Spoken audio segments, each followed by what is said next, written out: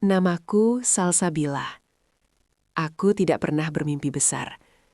Aku hanya ingin keluargaku makan 3 kali sehari. Ibuku tidak lagi menahan sakitnya sendirian, dan adik-adikku bisa sekolah tanpa harus berhenti di tengah jalan. Tapi hidup tidak menawariku pilihan indah. Ayah meninggal ketika aku baru lulus SMA. Sejak itu, aku menjadi tulang punggung keluarga. Aku mencoba bekerja di pabrik, di toko, di warung. Semuanya tidak cukup. Ketika seorang tetangga menawarkan jalan menjadi TKW ke Arab Saudi, aku menangis semalaman. Bukan karena takut, tapi karena aku tahu, sekali berangkat, hidupku tidak akan sama lagi. Aku pamit pada ibu sambil berlutut. Doakan aku pulang hidup, Bu. Aku tidak tahu, aku akan pulang dengan takdir yang jauh lebih berat dari sekadar hidup atau mati. Aku ditempatkan di rumah keluarga bangsawan di Riyadh. Rumah itu terlalu megah untuk kusebut rumah. Lebih pantas disebut istana kecil. Marmer putih dingin, lampu kristal besar, penjagaan ketat, dan aturan yang tak tertulis tapi menakutkan. Aku hanyalah pelayan. Tidak boleh banyak bicara. Tidak boleh menatap mata majikan. Tidak boleh bertanya.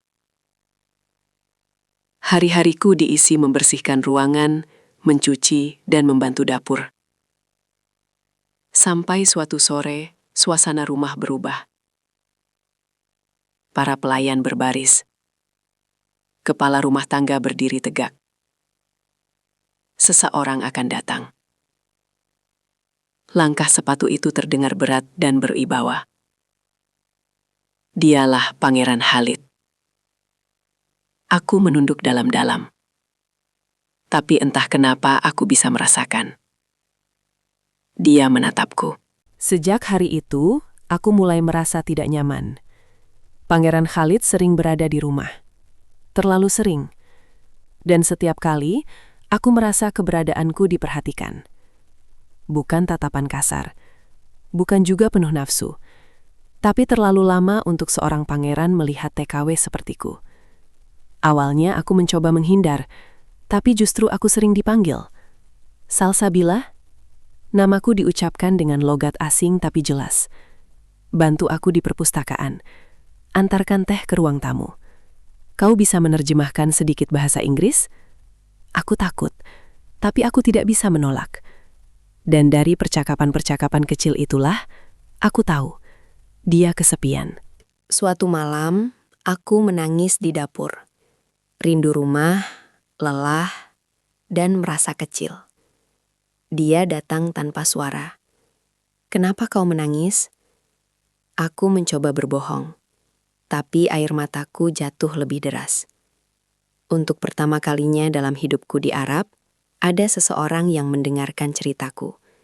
Bukan sebagai pelayan, tapi sebagai manusia. Sejak malam itu, batasan mulai runtuh. Aku tahu ini salah. Aku tahu aku harus berhenti.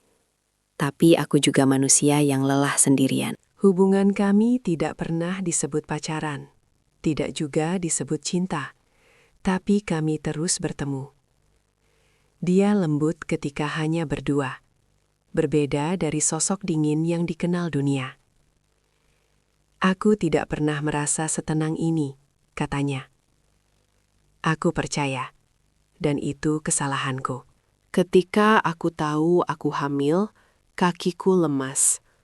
Aku menangis sendirian berjam-jam sebelum berani mengatakannya. Wajahnya pucat, tangannya gemetar. Ini bencana, katanya pelan. Kata itu menghancurkanku. Hari-hari setelah itu adalah neraka. Aku disembunyikan, dipindahkan kamar, dijauhkan dari pelayan lain. Dan suatu pagi, aku dipanggil. Tanpa penjelasan panjang, aku dipulangkan.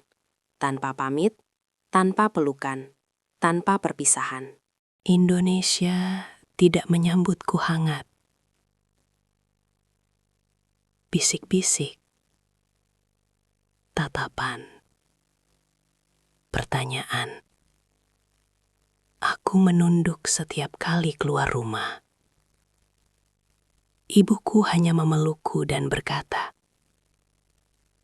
"Pulang saja sudah cukup." Anakku lahir, laki-laki. Wajahnya mirip ayahnya. Aku mencintainya lebih dari hidupku sendiri. Tapi aku juga tahu, dia adalah anak yang tak boleh diakui dunia. Suatu hari, surat datang. Isinya singkat, dingin, dan rapi. Dia akan bertanggung jawab secara diam-diam. Tanpa nama, tanpa status. Aku menangis semalaman. Aku tidak lagi miskin, tapi aku juga tidak pernah bebas. Aku hidup di antara dua dunia. Bukan lagi TKW biasa, tapi juga bukan siapa-siapa. Aku hanya TKW. Aku tidak pernah ingin kisah seperti ini. Jika aku bisa kembali ke hari pertama di istana itu, aku akan tetap menunduk dan tidak pernah menatap balik. Karena cinta yang membuatmu kehilangan dirimu sendiri bukanlah anugerah, melainkan hukuman yang paling sunyi.